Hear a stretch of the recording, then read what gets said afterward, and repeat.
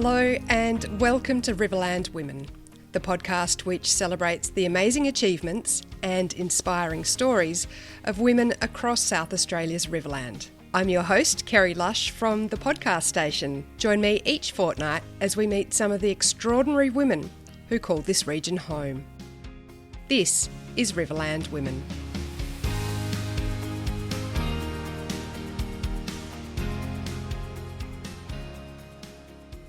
You could probably say she's one of the most iconic athletes to come from our region. Pat Mickan represented Australia in basketball at 2 Olympic Games and multiple World Championships, while also excelling at netball at a state level, both as a player and a coach. In this episode, we reflect on Pat's incredible journey, from her early days from the Renmark basketball and netball courts to those on a world stage. We'll also talk about her deep connection to the Riverland community and how she's managing the next chapter of her life after the recent passing of her husband Lou. Join us as Pat reflects on her sporting career, the challenges she's overcome, and what lies ahead. We start the interview with her reflecting on her childhood spent on the outskirts of Renmark. A member of 5 children, a family of 5 children, or 6, but 5 survived, a fruit block out on the 60-foot, one in which it was a small holding and therefore it needed every one of us, our participation in the running of the block to make it worthwhile financially or viable. And that meant, of course, the drudgery of the apricot cutting season and also, not the pruning so much, but the picking up of sticks, the shifting of pipelines, the planting and picking and watering of watermelons and tomatoes and so on. So it was a physical lifestyle. It was a responsible one. We needed to be accountable.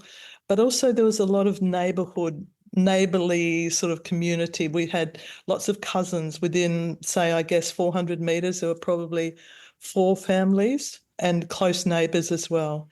It was a safe community. It was one in which lots of things were shared. If you don't have that, we'll, have some of our tomatoes and so on. And it was also because cars didn't need to have seatbelts, then, of course, the station wagon, our green station wagon held 10 people and off to church we'd go or whatever was going on. So it was free. It was a very free childhood and it was very secure. Did you get up to a bit of mischief? Yeah. Oh, boy. Look, as you know, probably, or you may not know, Kerry, but I write a monthly column in the Murray Pioneer on growing up in the 60s and 70s. And just recently I was thinking about what was it that we got up to that I could write the column about. And apart from sort of setting fire to an abandoned house, no, in fact, it wasn't quite like that. We just went in to make a fire to keep us warm and then it got out of control, but was quickly put under control. But it was, it was adventurous without being really radical. Was sort of just the rabbit trapping and the spotlighting and the building forts and swimming in the channels and riding wherever we wanted on our bikes and so on. So not extreme, but adventurous. Not too naughty. Yeah, exactly, yeah. It sounds like you were so busy working and doing all those things that you just mentioned. How did you fit in time for sport?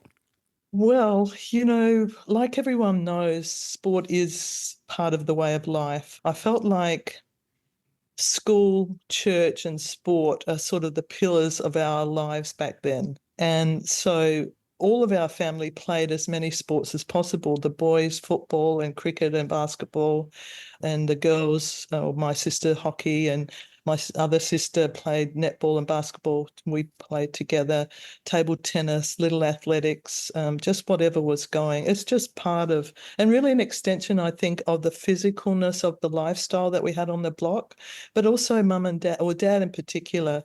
He played football for the Renmark Rovers and cricket for the Riverland. And was a bike rider and so on. So it was sort of like we had and the other thing that's really important in this, I think, Kerry, was the fact that we were blessed to have a very, very large front yard. And by that, I mean sort of 35 metres by 25 metres was large. So there's just so much space to run around in and have the front yard cricket and football matches and so on. And then on top of that, our next door neighbours, Jim and John Farron, had a basketball backboard put up on their on their garage. So we could just walk straight across to their yard as they did to ours. They came over to play footy with the boys, with our brothers, and we went over to their yard to throw the basketball around. So that's how it all unfolded. At what point did you or those around you realise that you had such a talent for netball and basketball? Oh boy. I think I was unconscious a lot when I was growing up, in the sense that, yes, I won the Riverland Netballer of the Year when I was 15, and I think I won the Renmark, A grade best and fairest for women when I was 16, 15, 16, 17, something like that. But I don't think it was something that I was reflecting on. And yeah, so I can't say, oh, at that point I realised, but it was actually probably when I came to Adelaide and then started making state teams for both netball and basketball that I realised, oh, hold on, I am sort of holding my own here. And on top of that, that's only one step away from an Australian team. And that is only one step away from a possible Olympics. So it was about then, I suppose, that I started to think I'm capable. The Riverland kept you really quite grounded then. I think that's actually a fact for everyone, that wherever you go in life, I think if you meet someone that is sort of open-minded, grounded, genuine, they probably are from the country. And we could talk about a multiple of reasons why that is the case. But yes, I think the answer to that question is yes. So you left Renmark and headed to Adelaide. Was that for school or was that for sport? It probably was a bit of both. Our mum made it clear to us that she left nursing without her qualifications and could later on only return as a sort of a nursing aide and not a registered nurse. And therefore, while she was doing the work of a registered nurse, she was paid a lot less. So she made it really clear to us that we needed to get qualifications past high school. So we were all going to Adelaide one by one after we finished year 12 or matric in those days. And by then I was also coming under the notice of a few basketball people from Adelaide who would come up and have a look and, make contacts. So it was for both reasons, for school and for sport. Once you got to Adelaide, how did your sports career progress from there? It was basketball and netball. We sort of got recruited into local teams, district clubs and state league clubs. And also I made at school, I made the state schools athletics track and field team throwing the javelin. So I also was throwing the javelin with a coach in Adelaide at the time, but soon stopped that when I realised, that netball and basketball probably promised more and were more enjoyable because, team sport was calling me and not an individual sport. But yeah, so then just, it's sort of just taking steps as they come and being selected in state teams from playing state league competition. I remember at one stage I was in the state team for both netball and basketball and playing club netball and basketball, and I had 13 training sessions in the 1 week. I was dashing from one to another, and it was sort of at that point that I realised, I've got to focus on one. And as I said before, the possibility of the Olympics was the one that really drew me. Plus, I think I had a preference for playing the game of basketball. How did you fit it all in and how did you go with your study? Did that have to drop away for a little bit? No, it was sort of, I was studying to be a PE teacher, and so it sort of fitted in quite well. And I met that's where I met Jenny Cheeseman, who was an Australian basketballer, Australian softballer, Australian basketball captain, and so on, the state netballer. She was a legend. But she was also doing PE, and we became good friends, and we still are good friends. But it was just a matter, as long as you had transport, as long as you had a car, you could get to uni, you could get to training and, between trainings and so on. But it was hectic. How did you manage that stress on your body as well? Because that's a fairly intense schedule. I think I noticed it more in the first couple of years because, and I've written about this before, I was very, very homesick. And when you're not emotionally stable, I think your body gives way as well. And so I was doing having a lot of ankle injuries. And I must say it was a very big learning curve to train so intensively, because we've come from country basketball where you trained for maybe an hour and there'd be a breaks, and I remember coaching one of the B grade Chafee teams, as a fill-in coach one training session, and the players wanted to stop because a couple of them needed a cigarette. So it was sort of going from that to trainings where, with the Australian team, we were training for 2-3 hour sessions a day. And yeah, it's just a big learning curve and the body has to learn to adjust to that. But so that's what happened. You adjust as the demand requires. You picked basketball over netball in the end because of that Olympic goal. What were the steps to get there? From what used to be before the national leagues came, we would have Australian championships. So all the state teams would go to the host city, and then the Australian coach and selectors would choose a squad, and then we would have squad training camps either in Canberra or Melbourne or Adelaide, because that's where most of the squad members came from. This was the beginning in the late 70s and early 80s when the Australian Basketball Federation was starting to put more money into the women's program. And so we had more training camps, we had more assistant coaches, we even had a conditioning coach, we had a doctor actually who travelled with us. So once squad training was through, I was selected in the Australian team, my first Australian green and gold tracksuit came. It's pretty special. And so my first trip overseas with the Australian team it was a 6-week trip to Europe and then over to China. And China had invited the women's team from Australia there as part of it opening up to the West for the first time in decades. And so wherever we walked, people were agape at these light-skinned, foreign-looking, tall women. And so we were followed. Honestly, it was like a bit like bees to a honeypot. Was very weird. But anyway, great experiences. So that's how that all unfolded, the beginnings of the Australian team. So you were one of the founding members of the Australian Opals. Well, in fact, we weren't. The very first team in 1956, went to Brazil for the first World Championships. And those women, they worked 2 part-time jobs and ran chook raffles and so on to raise the money to get there. They went on a ship. It took them 12 weeks to get there. The captain put up a backboard on the deck so that they could practice on the way. They ran around the deck of the ship to stay fit. That's how they did it. So, yeah, we weren't professional by the time I came, but we were very much financially supported then. So what year was that when you went to your first Olympics? Was that 1980? It was 84. 84. Yeah. So that was LA? LA, yes. Yes. How was that? So the opening ceremony, I mean, we've just had the Olympics in Paris. What's it like to watch that on the television now and go, I was part of that a few times? Yeah, yes.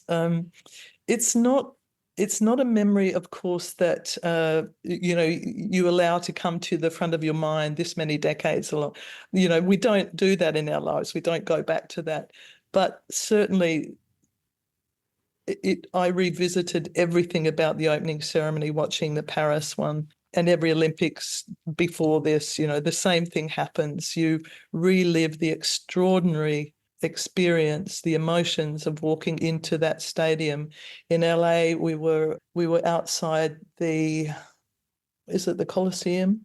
Anyway, well, all the athletes are waiting outside, ready to go in. The opening ceremony has already begun, and then it's the athletes' turn to walk in. And I was standing next to a young woman, 27, Debbie Wells. She was our Australian sprinter. She was at her third Olympics, and I said to her, "Debbie, what's this going to be like?" And she said, "This is going to be the greatest moment of your life." And, apart from having children, it really is up there. And you walk out into that stadium and it's sort of just like dense with this thrill and excitement, anticipation, and all the goodness of the human spirit is just pouring out of everyone. There's something really special about humans' ability to come together and celebrate collectively. The best of us seems to ooze out of us when that happens. And it was extraordinary. And I felt like, and to be honest, I have never had this experience before, but I felt like I was on air. I felt like I couldn't feel the weight of my body. I was so uplifted by it. Goosebumps were all over me, and it was just so brilliant. And then they walked around the track entirely and then went to the middle of the arena while the next 190 countries walked in. And the excitement subsides a little. But yeah, and so many other interesting things happened during the opening ceremony. For example, in LA, we all stood up and held hands and sang this song together. Was actually Lionel Richie was performing it, but reach out and touch somebody's hand and make this a better world if you can. And apparently it's a song written just for the opening ceremony.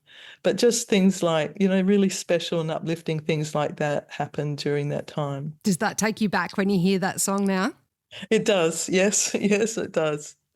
What about the games to follow? How did you perform at those Olympics and subsequent meets? Yeah.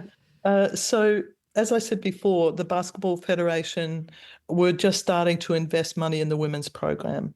So we'd gone from we didn't really have a world ranking, but based on, where we were, we're probably in the mid-teens. And slowly over the decade, we were starting to beat teams that previously we'd never either played or beaten. And so by qualifying for the 84 Olympics, that put us in the top 6 in the world, because only 6 teams went at that time. By 1988, we qualified in the top 8, so that expanded the numbers to 8 teams. By the end of those Olympics, the 1988 Olympics, we were 4th. We played off for the bronze medal. We lost to what was the Soviet Union then, but the team had sort of, gone up by about 10 world rankings over that period of time. And we feel like we set the springboard for the Opals to then continue on to be in the top 1, 2, or 3 of the world since then. And Noack sent me a photo today, actually, from a newspaper article of you playing at the Seoul Olympics in 1988 against Razia, I can't say the surname, Majanovic, and she looks about nearly 2 feet taller than you. Yes, I know the one. That must have been a bit daunting. Yes, that took all my might to try and, stop that, I think it was Czechoslovakian woman mountain from getting into the keyway. But I remember I had my forearm up in front of me against her back, and I'm just trying to push her away from the keyway and getting near the basket. And that's it, yeah. And I cannot see where the ball is because all I can see is her back. And yeah, that was that really told the story of the Opals versus the rest of the world, because we were so small now. But, now we have, well, Lauren Jackson's just retired, but a lot of those girls are, I have to speak in feet and inches, Kerry, so excuse me, but they're sort of the 6'5", 6'5", 6'6". So it gives us a chance against the big European teams and, of course, the very athletic and tall Americans. You just mentioned Lauren Jackson and doing a bit of research. I see you played with her mum back in the day as well. Yes, I did. Yes. Marie Jackson. Yeah, she's she was one of our few tall players, used her elbows well, took up the space on the court really well.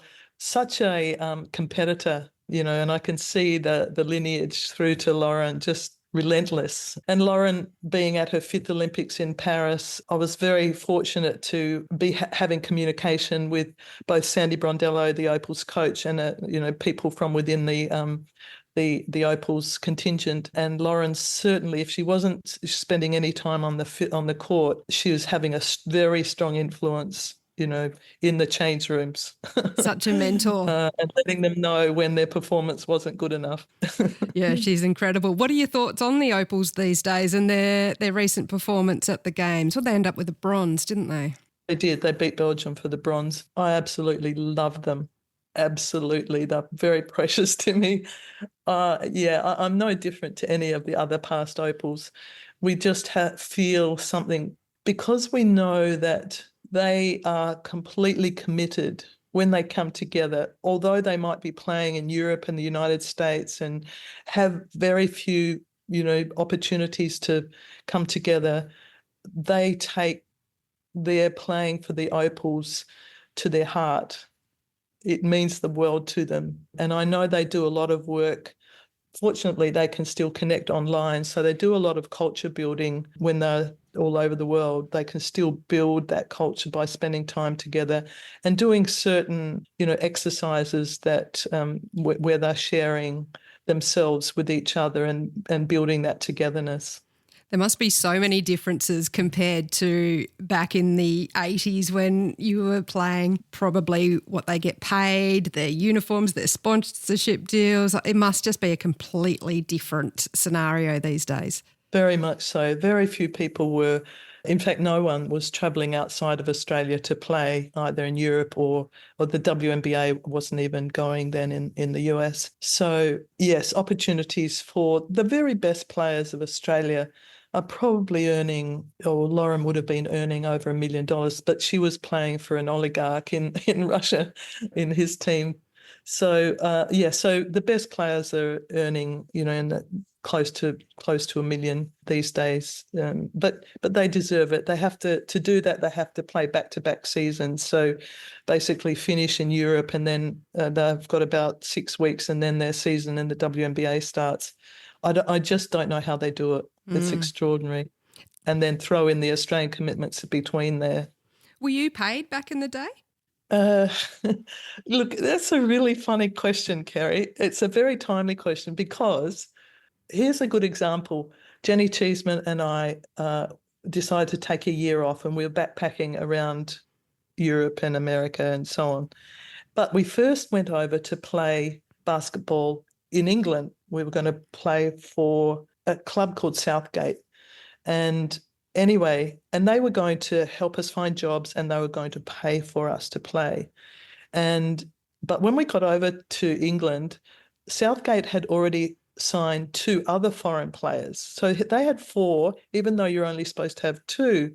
And the coach's idea was that he was just going to rotate us around so that, we played 2 games out of 4 each. But we didn't really want that. So Crystal Palace didn't have any foreign players. So we asked the English Basketball Association for a clearance to go to Crystal Palace, and they wouldn't give it to us. So then Crystal Palace took the English Basketball Association to court, and we lost that. So they then took it to the High Court of London, where the judge said, I would rule in your favour, but you would have to demonstrate that you are getting paid to play, and therefore I could make a decision based on restraint of trade. But of course, if we knew that if we did that, we lost our amateur status and we could not play basketball for Australia.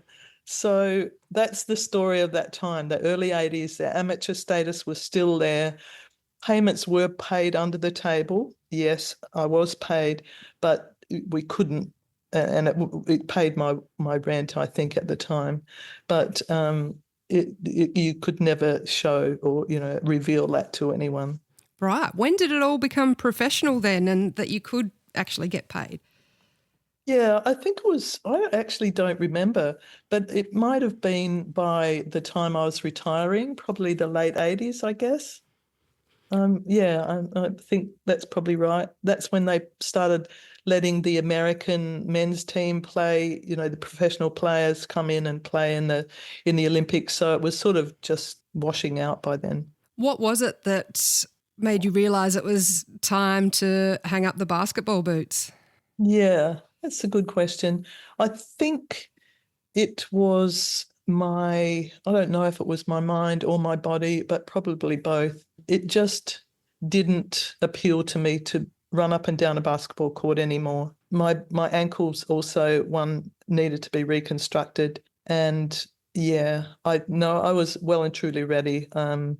I wanted to go to those Olympics in Seoul when I was 31, and by then I was ready. How was it playing for the final time though, and then transitioning to a different way of life? Yeah, no, it's a really good question and an important one because it was not easy for me. It wasn't as though I didn't have a job behind me. It wasn't as though I had a degree, or that I didn't have a degree.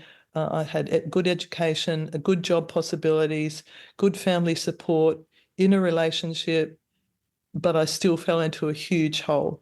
And it was very difficult it coincided with the loss of an Olympic medal in really dramatic circumstances in Seoul as well, where we could have been playing off for the gold or the silver, but with a last-minute shot with 1.2 seconds left to go, we lose by a point.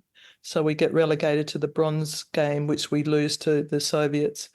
So coming so close to an Olympic medal and then stepping down from being an international player and having to find myself, really just redefine myself. I'm not this and I'm not that. And I'm actually a human being and I'm not an athlete. And yeah, and that really, as I said before, been meditating for many years. And thankfully, after a year of being a recluse and absolutely riddled with anxiety and panic attacks, I sought help from a psychiatrist. And while that helped for a little while, it wasn't a way out. I couldn't find a strategy or a solution until I learned to meditate. And it slowly, all of that things that have bound me and homebound me, I found a solution to, and it all slowly dissipated. Because it would have been not just a mental change in your identity and, Pat Mickan, the national basketballer, but also, I guess, that high levels of exercise and dopamine and all of that would have just been such a big crash. No wonder so many sports people do find it difficult to sort of readjust and start again. Yes, there is. I think human beings, while we adapt to new circumstances reasonably well, if there's a lot of change, big change, it can really test us, our capacities. And there were more than just me retiring and not winning an Olympic medal. My dad had just been diagnosed with Parkinson's, and there were other in our Lou's and my relationship that was being tested because he'd waited for me all this time because he wanted to go and teach English in Japan for a couple of years. And then I said, Lou, I can't go. I need to be here in Adelaide if I'm going to pursue a career in the media, because I'd gone back and done a degree in journalism then. And, there were lots of things that were very fractured and very tenuous at the time. And so a lot of me just fell apart and I was very fortunate to find my way out of it. Before we go on to what happened after your career, can you reflect back on some of the games or the players or characters that stood out to you over your sporting career? Yes. There are sort of circumstances that are weird and funny and just, but I guess it's a bit like having to be there when to appreciate the funny things. But Jenny Cheeseman probably stands out. I know I've used her name a bit, but she used to be able to fall to sleep at the drop of a hat.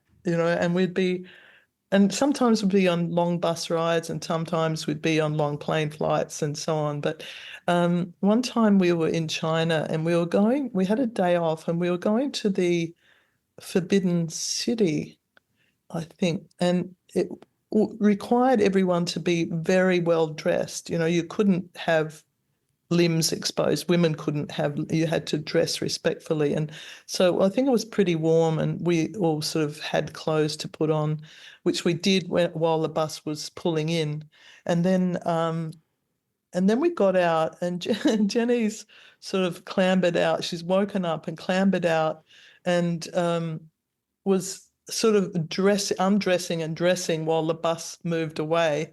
And right on the other side of the bus was this great big line of Chinese people who were waiting to go in to see the tomb of Mao Zedong. And and she was pretty exposed at that point.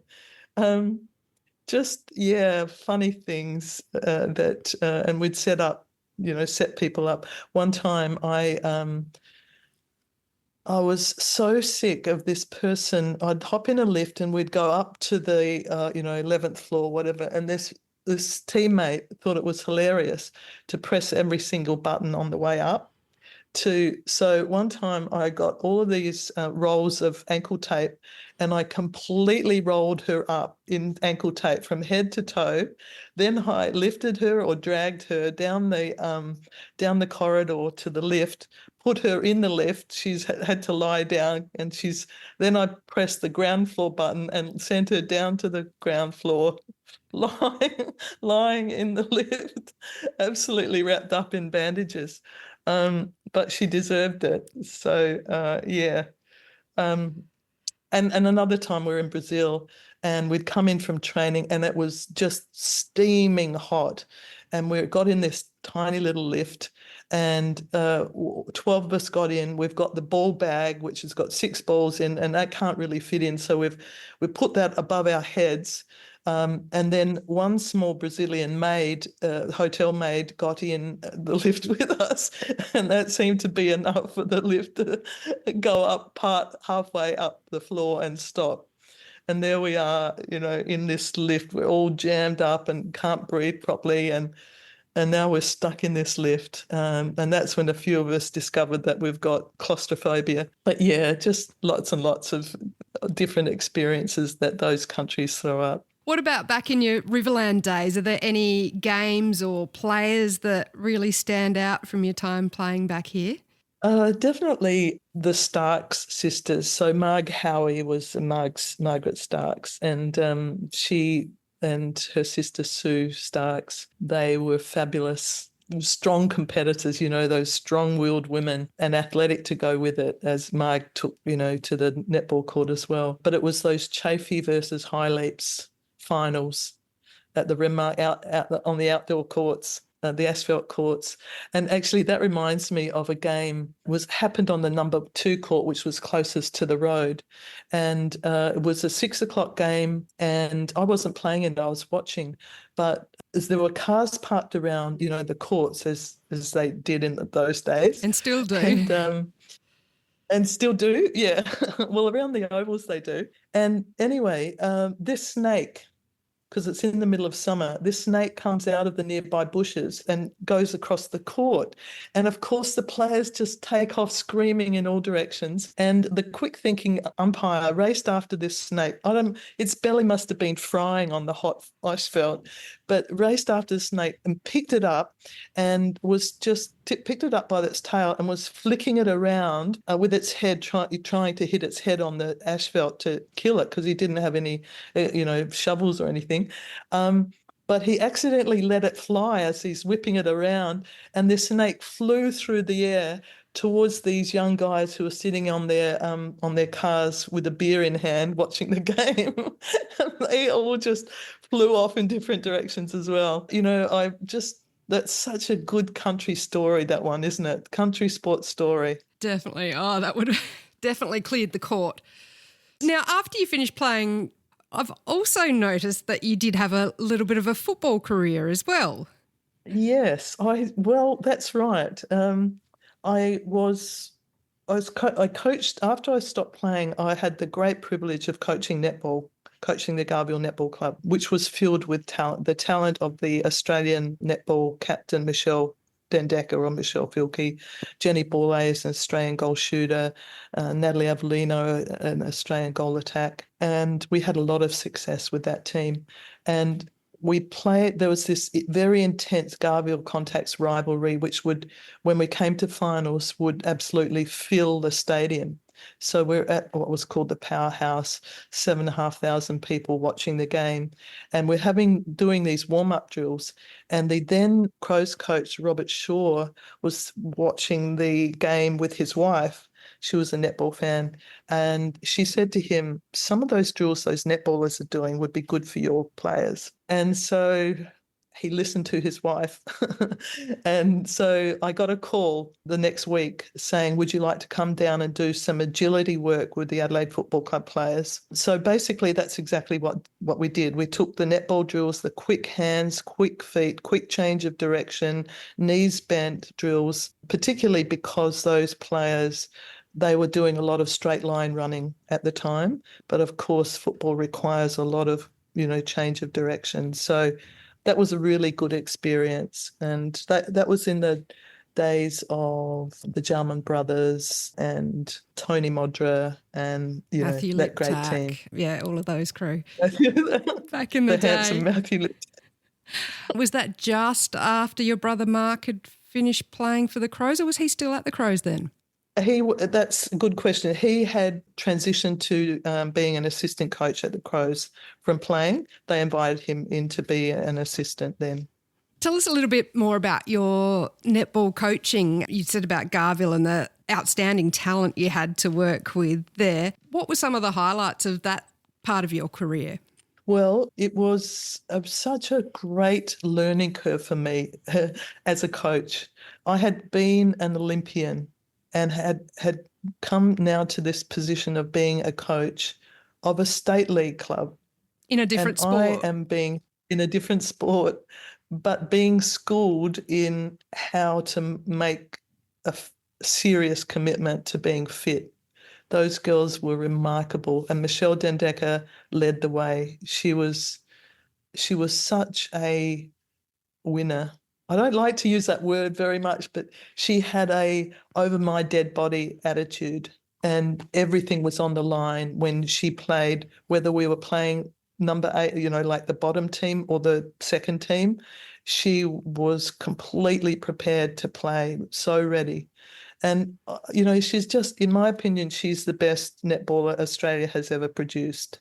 She was incredibly skilled, highly competitive, and just her approach. If I can quickly tell you this story, we used to have our pre-season camps down at Carricalinga. Lou and I had a holiday home down there, and we'll go down there and train in the sand and on the hills, etc. And I asked this, suggested to me that this particular psychologist was good. So I asked her to come down and do a session with us on this pre-season camp. And so she set the scenario where we're going out on a walk with a small group of friends, and it's very dense in this sort of rainforest jungle situation, and something takes your eye, and you stop and you're examining it and picking it up and looking at it, and you just get lost for the wonder of whatever it was that you were looking at. And meanwhile, the others have kept going. And after some time, you realize that, oh, wait a minute, I've lost them. And you start calling out and there's no answer. And you start moving through the jungle, searching out and calling, and there's no answer. And you keep searching and calling out, and the hours go past and you can't find anyone. And so the afternoon starts to cool and you're getting into early evening and the night begins to fall, and there's the realization that you're going to have to spend the night in the jungle alone. And at that point, she asks us to write down the three emotions that we're feeling. Now, I'm not taking part in this, but as the coach, and I'm observing it, and I'm going, I thought this woman was good, but what on earth are we going to learn from this? Because everyone's going to write, I'm shit scared. I'm really frightened. I'm terrified. So everyone wrote their emotions down, handed it up, and that's exactly right. Everyone wrote, I'm frightened, anxious, terrified, except Michelle Dendecker. She wrote adrenaline, excitement, challenge. And therein lies this mentality. I thought, wow, there's another way of thinking about this. And she was the one that, when we were in the big games, when the momentum swing was against us, she was the one that took the impossible intercept to get the game back going in our favour again. And I mean that, she did. She took some impossible intercepts because of the ferocity of her will to win and her supreme talent. And so we had great triumphs. We won the state league against Contacts, which traditionally had this rivalry where there was only one or two goals that separated them in the final score. But they were almost taking it year by year. Contacts one year, Garville the next, and we ran 4 in a row.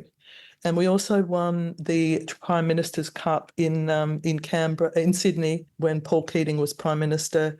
We won the Super League, which was the precursor to the National League. We won that twice, so we're national champions. And yeah, extraordinary times with such a talented and committed team. Was it after that then you went into journalism and broadcasting and commentating? Or was that during that period? It was during that time, yes. I began in the Advertiser, first of all. I sort of knocked on doors, really, and said, you don't really have a female sports journalist, and I'm studying journalism. Would you consider me? And they said no.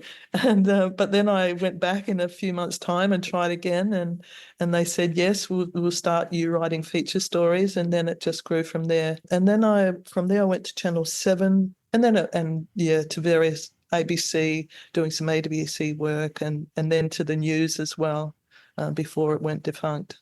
And then what came next? When did you decide it was time to head back to the Riverland and open up a business there, or take on a business there? Well, I had about 10 or 11 years as a tribunal member, hearing disputes, what was the South Australian Residential Tenancies Tribunal, so hearing disputes between landlords and tenants. And yeah, that just got heavy after a while, and I was looking for a change, and I came up to Renmark for a family funeral, actually, and as I always did, I went into the health food shop, and I said to the woman who owned it there then, oh, I'm just so glad to see your shop still open. Whenever I come up here, I'm so glad to see it open. And she said, oh, well, as it happens, it's on the market at the moment.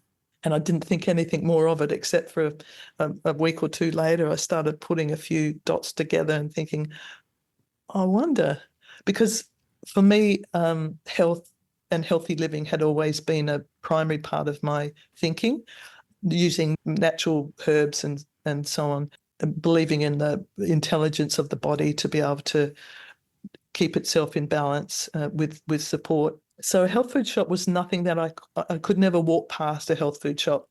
And my husband couldn't walk past Bunnings or bookshops. For me, it was always health food shops. And so I started putting the idea together. Lou and I discussed it. He was very supportive of it. And so up I went to Renmark, lived up there for 3 years and ran the shop there. Our daughter Sydney came for 6 months as well. And gee whiz, it was just like having a warm hug from everyone. It was just wonderful to be amongst people that I've known my whole life, although there might be a 40-year gap, but it didn't matter at all. And I have to say it, Kerry, if you don't mind me telling you this story, and I have said it before, this is what I think it means. So when Mum was alive, I had the privilege of traveling with her.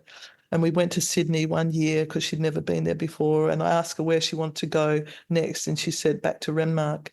And so when we went up there, as we always did, we'd drive out to the 60-foot to see our old house and the old block and just be around it. And on the way up there, I admit to stopping on the side of the road and stealing a couple of oranges off somebody's very bountiful trees, orange trees.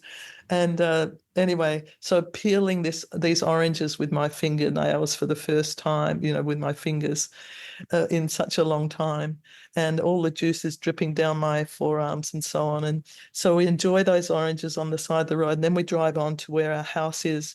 And I've got sticky fingers by now from the orange juice. So there was under vine sprinklers were going at the time on the block. And so I got out of the car and walked over there, and I squatted down on the ground and just washed my hands with the water.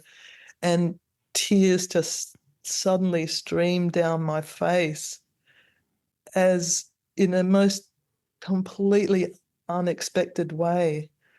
And I didn't have any real understanding of what it was until I reflected later about that such a deep connection with the soil and the water and the crops and the vicinity of it sits so deeply in me, and being so closely connected to it in that manner, in that moment, it just brought such strong emotions for me. So going back to Renmark was in a way fulfilling something. There was something that was drawing me back to maybe a feeling of incompletion or something, because I was so homesick when I left at 17. I don't know whether it was that or not, but I remember when I was in Renmark for those 3 years in the shop, I'd quite often go for walks, and tears would just come again and again and again, just in the most, unaesthetic looking low-lying scrub. But it was just something deep inside me that's connected to that. Those sounds and those smells and those core memories, I suppose, coming back as well of your childhood spent out on the blocks. Yeah, exactly right. And none of it was sad. It wasn't sad tears. It was just something really meaningful and at the core of my life. Now, what happened next with the shop? You sold up and headed to Adelaide. So I guess what's life like now? I know you've had a fair bit going on this year with sadly the loss of your husband, which I'm so sorry to hear. How are things going for you now? Yeah, thank you. Yes, it's one of those just things that you can never explain. Losing someone healthy, Lou never had any medical background at all. When he was in hospital, the doctors would take his medical history and he'd be saying no to everything. And the doctors would shake their head going, "What are you doing here then?" Hardly even had a tooth filling or never got a cold, and suddenly he's just not here anymore. So sometimes it still feels very surreal. But it's going okay now. I'm finding my balance again slowly. And also I'm very, very blessed because I'm able to work from home. So I've started a small business, I suppose, writing people's life stories.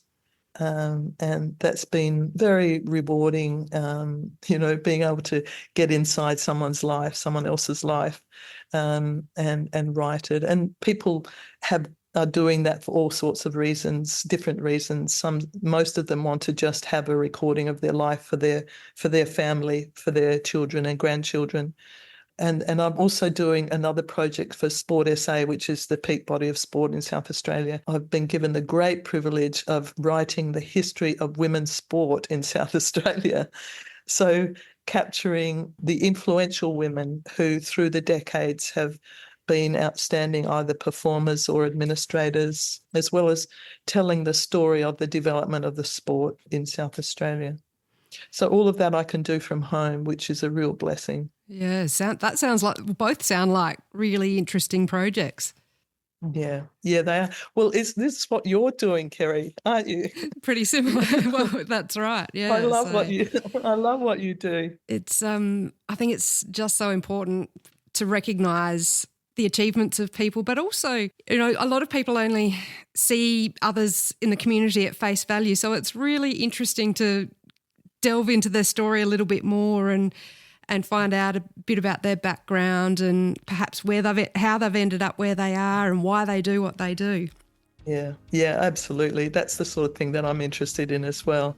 So good on you for doing this. Well, Pat, thank you again and best of luck. Yeah, thank you, Kerry. I really appreciate your time.